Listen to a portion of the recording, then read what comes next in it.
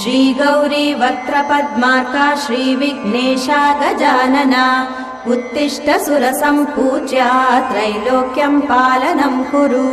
श्रीगौरी वक्त्रपद्मार्का श्रीविघ्नेशा गजानना उत्तिष्ठ सुरसम्पूज्या त्रैलोक्यं पालनं कुरु। उत्तिष्ठोत्तिष्ठ हेरम्बा उत्तिष्ठ गणनायका उत्तिष्ठ करुणापूर्णा भक्तानां भाग्यदायका। उत्तिष्ठोत्तिष्ठ हेरम्बा उत्तिष्ठ गणनायका उत्तिष्ठ करुणापूर्णा भक्तानां भाग्यदायका।